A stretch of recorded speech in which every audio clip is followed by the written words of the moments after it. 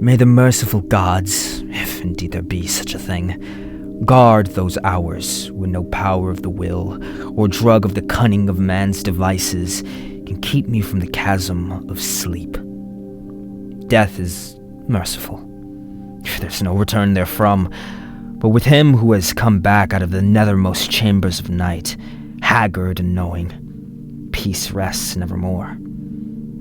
Fool that I was to plunge with such unsanctioned frenzy into mysteries that no man was meant to penetrate, and fool or god that he was, my only friend, who led me and went before me, and who, in the end, passed into terrors which may yet be mine. We met, I recall, in a railway station. Right? He was the center of a crowd of the vulgarly curious. He was unconscious, having fallen in a kind of convulsion which imparted to his slight black-clad body a strange rigidity. I think he was then approaching 40 years of age, for there was deep lines in the face, wan and hollow cheek, but oval and actually beautiful, and touches of gray in the thick, waving hair, and the small, full beard which had once been the deepest raven black. His brow was as white as the marble of Pentelicus, and of a height and breadth almost godlike. I said to myself with all the ardor of a sculpture that this man was a fawn statue of adequate Hellas, dug up from a temple's ruins and brought somehow to life in our stifling age, only to feel the chill and pressure of devastating years. And when he opened his immense, sunken, and wildly luminous black eyes, I knew that he would thenceforth be my only friend. The only friend of one who had never possessed a friend before.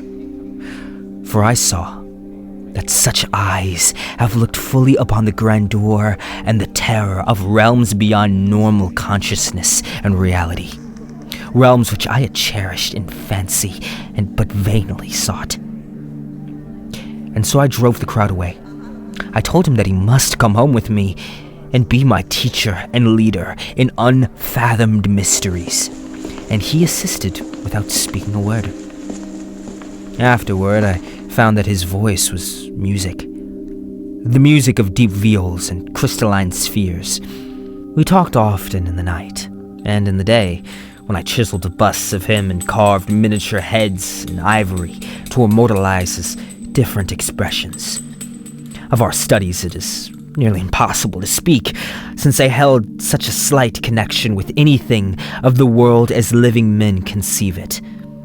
They were of that vaster and more appalling universes, of dim entities and consciousness which lies deeper than matter, time, and space, and whose existence we suspect only in certain forms of sleep.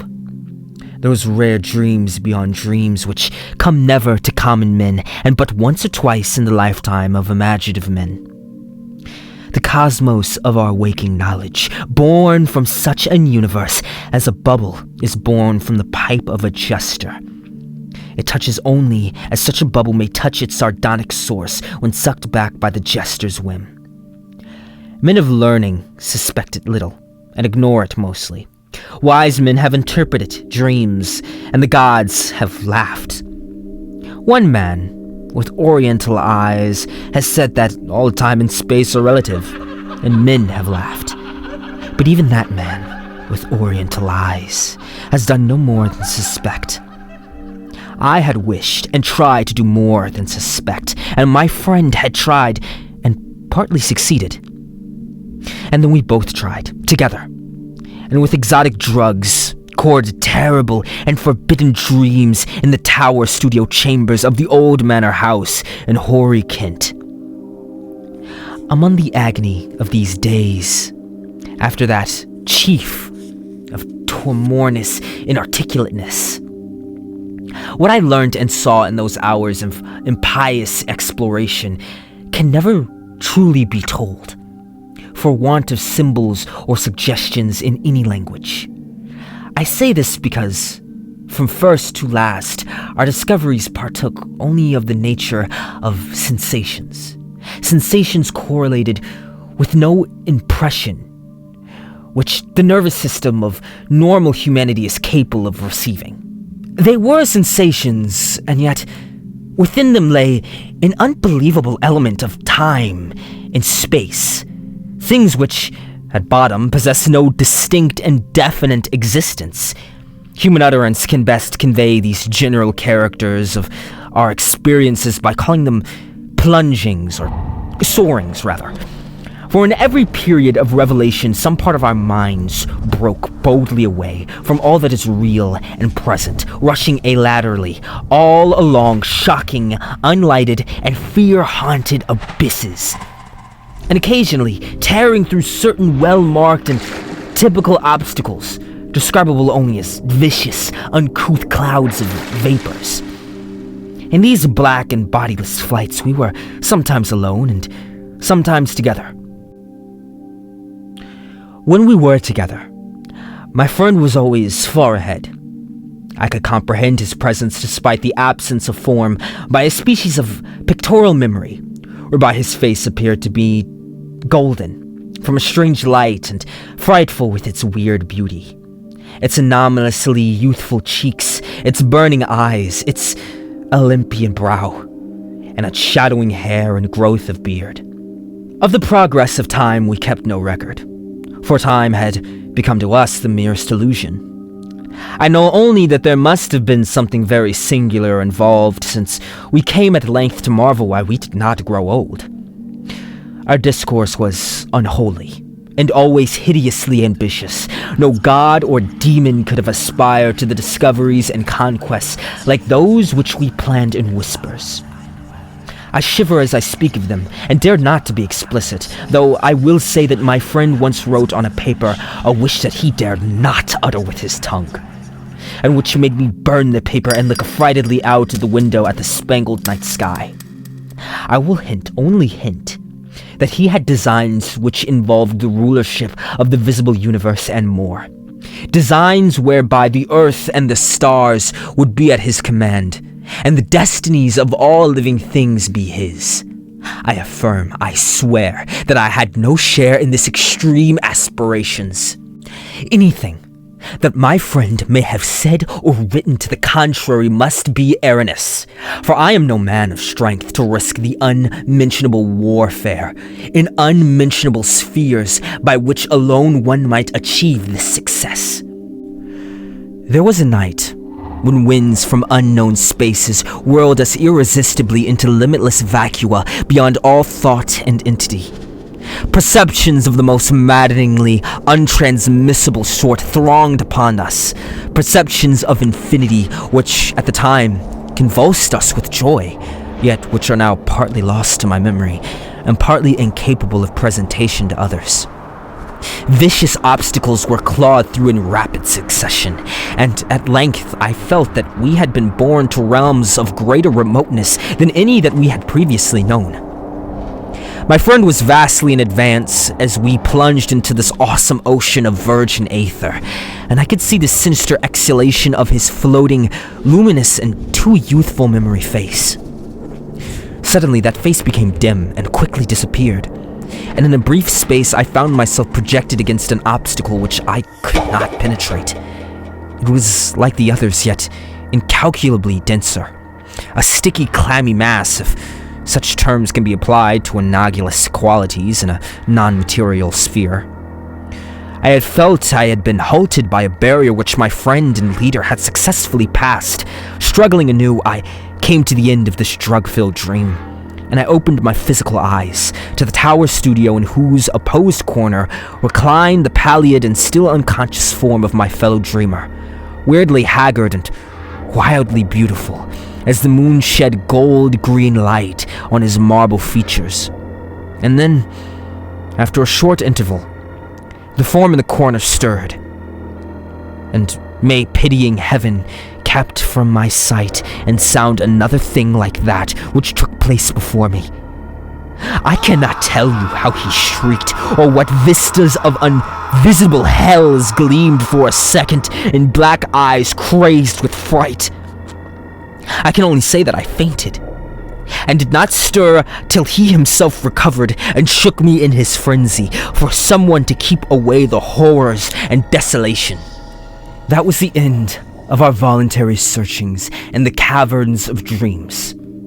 Awooed, shaken, and pretentious, my friend, who had been beyond the barrier, warned me that we must never venture within those realms again. For what he had seen, he dared not tell me, but he said, from his wisdom, that we must sleep as little as possible, even if drugs were necessary to keep us awake. That he was right. I soon learned from the unutterable fear which engulfed me whenever consciousness lapsed. After each short and inevitable sleep, I seemed older, whilst my friend aged at a rapidly, almost shockingly rate. It is hideous to see wrinkles form and hair whiten almost before one's eyes. Our mode of life now totally altered. Heretofore, a recluse, so far as I know, his true name and origin never having passed his lips, my friend now became frantic in his fear of solitude. At night, he would not be alone, nor would the company of a few persons calm him. His sole relief attained in revelry of the most general and boisterous sort, so that few assemblies of the young and the gay were unknown to us.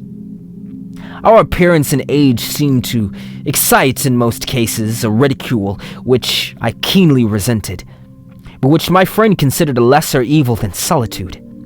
Especially was he afraid to be out of doors alone when the stars were shining. As if forced to his condition, he would often glance furtively at the sky as if hunted by some monstrous thing therein. He did not always glance at the same place in the sky. It seemed to be a different place at different times. On spring evenings it would be low in the northeast, but in the summer it would be nearly overhead, and in the autumn it would be in the northwest. In winter it would be in the east, but mostly in the small hours of the morning. Midwinter evenings seemed to be least dreadful to him. Only after 2 years did I connect this fear with anything in particular.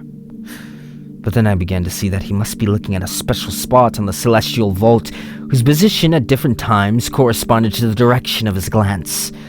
A spot roughly marked by the constellation of the Corona Borealis. We now had a studio in London, never separating, but never discussing the days when we had sought to plumb the mysteries of the unreal world. We were aged and weak from our drugs, dispositions, and nervous overstrain, and the thinning hair beard of my friend had become snow white. Our freedom from long sleep was surprising, for seldom did we succumb more than an hour or two at a time to the shadow which had now grown so frightful a menace. Then came one January, of a fog and rain, when money ran low and drugs were hard to buy. My statues and ivory heads were all sold, and I had no means to purchase new materials, or even the energy to fashion them, had I possessed them. We suffered terribly, and on a certain night my friend sank into a deep, breathing sleep from which I could not awaken him. I can recall the scene now. The desolate, pitch-black garret studio under the ease of the rain berating down. The ticking of a lone clock. The fancied ticking of our watches as they rested on the dressing table, and the creaking of some swaying shuttered in a remote part of the house. Certain distant city noises muffled by fog and space, and worst of all, the deep, steady, sinister breathing of my friend on the couch, a rhythmical breathing which seemed to measure moments of supernatural fear and agony for his spirit as it wandered in spheres forbidden, unimagined, and hideously remote. The tension of my vigil became oppressive, and a wild train of trivial impressions and associations thronged through my almost unhinged mind. I heard a clock strike somewhere, but it was not ours, for that was not a striking clock. And my morbid fancy found a new staring port for idle wanderings. Clocks, time, space, infinity. And then my fancy reverted to the local, as I reflected that even now, beyond the roof, and the fog, and the rain, and the atmosphere, Corona Borealis was rising in the northeast. Corona Borealis, which my friend had appeared to dread, and whose sickle-length semicircles of stars must even now be glowing unseen through the measureless abyss of aether. All at once, my feverishly sensitive ears seemed to detect a new and wholly distinct component in a soft medley of drug-manifested sounds. A low and damnably indistinct whine from very far away, droning, clamoring, mocking, calling from the northeast. But it was not that whine which robbed me of my facilities and set upon my soul such a seal of fright as may never in life be removed. Not that which drew the shrieks and excited the convulsions which caused lodgers and police to break down the door. It was not what I heard, but what I saw. For in that dark, locked, shuttered, and curtained room, there appeared from the black northeast corner a shaft of horrible red gold light. A shaft which bore with it no glow to disperse the darkness, but which streamed only upon the recumbent head of the troubled sleeper, bringing out in hideous duplication the luminous and strangely youthful memory face as I had known it in the dreams of abysmal space and unshackled time, when my friend had pushed beyond the barrier to those secret, innermost, and forbidden caverns of nightmare. And as I looked, I beheld the head rise, the black, liquid, and deep-sunken eyes open in terror, and the thin shadowed lips part, as if for a scream too frightful to even be uttered. There dwelt, in that ghastly, flexible face, as it shone bodiless, luminous, and rejuvenated in the blackness, more of stark, teeming, brain-shattering fear than all the rest of heaven and earth has ever revealed to me. No word was spoken amidst the distant sound that grew nearer and nearer, but as I followed the memory's face, mad stare along the cursed shaft of light to its source, the source whence also the whining came, I too saw for an instant what it saw, and felt the ringing ears that fit of shrieking and epilepsy which brought the lodgers and the police. Never could I tell, try as I might, what it actually was that I saw. Never could the still face tell. For though it must have been more than what I did, it will never speak again. But always shall I guard against the mocking and instate Hypnos, Lord of Sleep, against the night sky, and against the mad ambitions of knowledge and philosophy. Just what happened is unknown. For not only was my own mind unseated by the strange and hideous thing, but others were tainted with a forgetfulness which can mean nothing, if not madness. They have said, I know not for what reason, that I never had a friend, but that art, philosophy, and insanity had filled my tragic life. The lodgers and police on that night soothed me, and the doctor administered something to quiet me. Nor did anyone see what a nightmare event had taken place.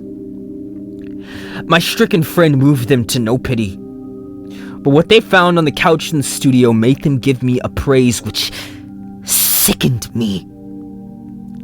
And now a frame which I spurn in despair as I sit for hours, bald, gray-bearded, shriveled, paralyzed, drug-crazed, and broken, adoring and praying to the object that they found. For they deny that I sold the last of my sanitary, and point with ecstasy at the thing which the shining shaft of light left, cold, petrified, and unvocal. It is all that remains of my friend.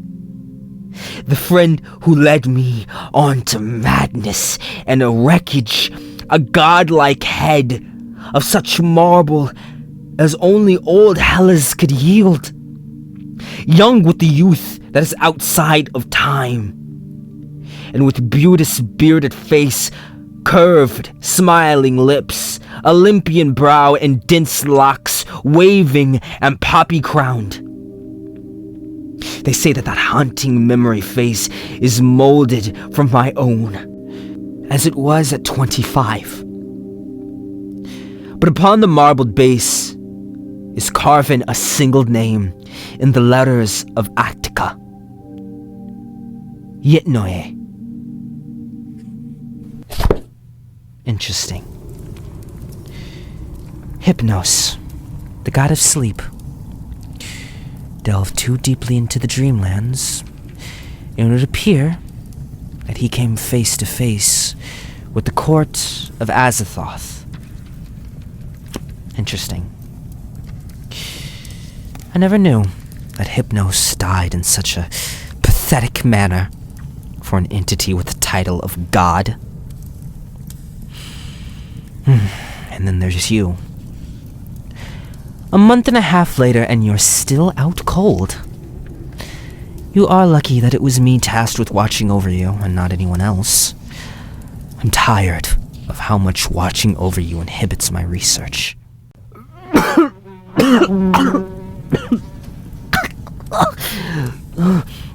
What happened to me? Where am I? Where is this place? Oh. Ask and you shall receive. Welcome back to the world of the living, vessel. I hope that your rest was nice. Vessel? Why, yes. I don't know your name, and the last that I checked, you were a vessel for a very powerful entity. Hence why you have been in a month-and-a-half-long coma. What? A month and a half? Well, indeed. I was your caretaker for the entirety of that time as well, so you're welcome. My name is Rebecca, and I would like to ask you a few questions for my research. And since I did keep you from almost assuredly dying, I think that you owe me at least that much. Oh, wait. Please, just slow down. You said that I was possessed and that I could have died if not for you, and then the whole month and a half thing and me being in a coma. Could you please tell me what is going on? All right, fine. But afterwards you will answer my questions. Deal? Yeah, sure. So tell me, what is the last thing that you remember, vessel?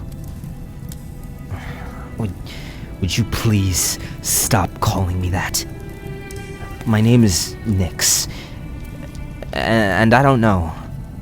I was reading an excerpt from The King in Yellow from my YouTube channel, I think, and after that I just remembered buzzing and like a really annoying laugh, and then I think I passed out. Huh. Nyx, you don't say. Yes. You read a passage of The King in Yellow, and it contained a spell, opening up your body to house a second soul. You were possessed by a powerful entity, a being that I'm sure you would call a demon. It used your body to do various experiments and cultivate its power in our world for roughly a month, and then it left you on the last day of October. I found you just outside of my library and decided to overlook you while you recovered. Wait, why not just send me to a hospital? Up. Now it's my turn. Is it true that you have the Necronomicon? Huh? What? Yeah. I picked it up at some weird street vendor thing. Lady basically forced it into my hands. I skimmed through it. Whoever wrote it was a complete madman. Why? Is it special? More than you could possibly know. There's only one known copy, and I've been searching for it longer than you have probably been alive. It is said that those who glimpse at its pages and read its truths are driven mad. Yeah, well, it's nothing so special. It's definitely a tome of some sorts with stories written between the rituals and spells. They're all strange, and I definitely felt strange while reading it all at times, but I mean, obviously I'm not crazy or anything. Indeed. You seem to have a track record for collecting several powerful artifacts and not suffering their nasty side effects. You surely are an anomaly. Is that why I got possessed? Am I some kind of supernatural VIP? Well, yes and no. Technically, there's nothing special about you. You aren't some child of destiny or anything like that, if that's what you were thinking. You're more akin to a toddler, attempting to juggle flaming chainsaws. Interesting and somewhat impressive for sure, but you're bound to get yourself killed eventually. But I do sense that you have an exceptional aptitude for magic, which could be the reason why you have remained unaffected to the curses of the items that you harbor so far, anyway. Thanks, I guess. I'm not really sure what to do now, though. Well, you may remain here, if you would like. This is a library after all, and I do have more questions for you. Besides, you will remain safest here. Wait, I'm in danger? Why? Oh, yes, quite a bit, too. You were already a person of interest before with all of those artifacts. But now, creatures, gods, angels, and demons will all be wanting them back sooner or later, and they're doubtful to go about that peacefully. But after what you did, or rather what your possessed body did, some entities will want you dead simply due to their hatred of you now. Worry not. This library exists everywhere and nowhere, all at once. I am part of it as it is part of me. None can enter it without my say-so. You're safe here. Wait, what have I done? Oh, child. Some things are better left unknown. Besides, I'm sure some self-righteous angel or someone else will talk your ear off about your sins at some point. As for now, bask in your ignorance. But surely angels would know that wasn't me, right? Well, the last time that I saw an angel, darling, it was ripped in half. I wouldn't know what any of them think. Well, what should I do? I mean, I'm gonna have to leave this place at some point. You said that I had a great aptitude for magic or something like that, right? Could you teach me? Magic, I mean. Then at least I could defend myself. Oh, no. For two reasons. One, human-based magic would be helpful against some things, but against the things that really matter most, it would do no more for you than a stick against a dragon. You would need to get a patron, like the one that I have, to reach a level of power to defend yourself properly. And I am doubtful that too many would want to lend you power anyway. And secondly, I am no teacher. I am a keeper of knowledge, and I seek it out, but I do not teach. I simply want to have it. I'd be willing to trade with you, but I doubt that you have knowledge that I don't already know. You may stay here, but I'm not going to teach you anything. Oh, come on. I can't spend the rest of my life hiding away in this place. I want to know what's going on in this world. The reason that I even started collecting those artifacts and messing around with the mystical was to hopefully get a better grasp of life and what was going on with everything. To get a clear view of life, you know? I just want to understand without any agendas or lies muddying the truth.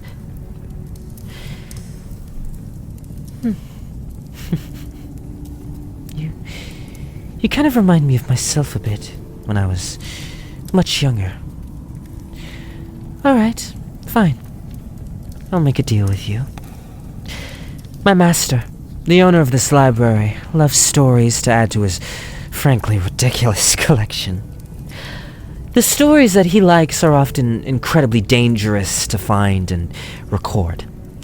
Humans interacting with the supernatural, monstrous, demonic, and even each other in most violent ways. They often don't make it out in one piece, and soon those monsters will start to hunt you too should you track their stories. I have to spend a good amount of my time gathering these stories and documenting them, which impedes on my goals to collect knowledge. I won't lie. This job will almost assuredly uproot your life, and you will likely come face to face with things that you have no wish to come face to face with. But for every story that you bring me, I will give you a piece of knowledge that you desire, whether that be knowledge or truths that you are seeking. Although I'm sure that you will learn plenty on your travels out there on your own. Really?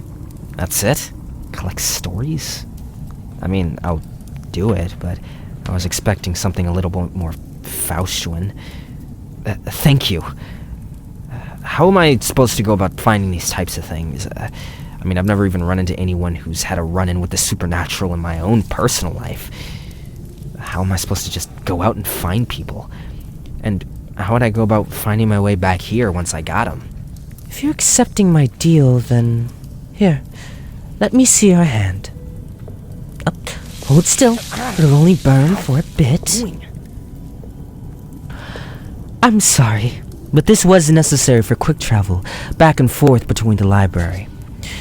With the simple phrase Runta, the doors will open to you at any place and any time. As for how to start collecting the stories, a good starting place would be that Necronomicon that you have.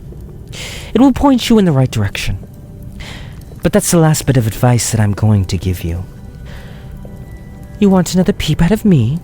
You'd best have a few stories for me. Right. And thanks for everything, again. Let's try this out. Runta. Neat. Right. First stop, Necronomicon.